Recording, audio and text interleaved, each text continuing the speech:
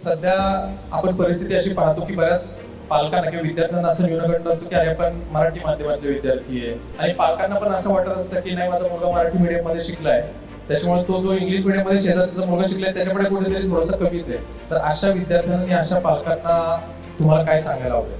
तसं खूप चांगला प्रश्न आहे. आणि मी स्वतः मराठी मीडियममधून शिकलो. जिल्हा परिषद शाळा, त्याच्यानंतर मराठी मीडियम 10वीपर्यंत.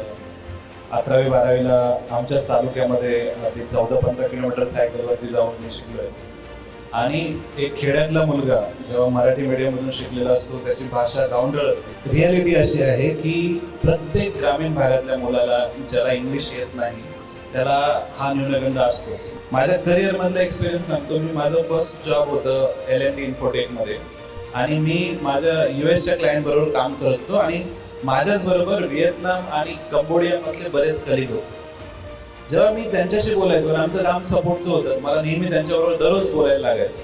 ते कंबोडियन आणि व्हिएतनामीज होते, त्यांची इंग्लिश एकदम पुअर होती, पण ते एवढे कॉन्फिडेंटली बोलायचे. बऱ्याच ग्रॅमॅटिकल चुका त्यांच्या व्हायच्या, पण त्यांना ते कामाचं पूर्ण नॉलेज होतं. मी त्यांच्याबरोबर तोडकं मोडकं बोलायचो, आणि त्यातून एक फायदा असा झाला की मला वाटलं की चायनीज आहे, व्हिएतनामीज आहे, कंबोडियन्स आहे, या लोकांना भाषा एवढी चांगली येत नाही, तरी पण ते जगाबरोबर कनेक्ट करतात, बोलतात. त्यामुळे एक गोष्ट तिथे जाणवली की तुमचं स्किल इम्पॉर्टंट आहे. ऑटोमॅटिकली समोरच्याला तुमचे एक्सप्रेशन आणि भाषा आणि लँग्वेज समजून जाते. त्यामुळे मला असं वाटतं की भाषेला एवढं महत्त्व देऊ नका, की ऑटोमॅटिकली तुमची बिल्ड होईल. स्किल्सवरती महत्त्व द्या आणि कॉन्फिडेंटली बोला, हेच मला स्टुडंट्सला सांगायचं आहे.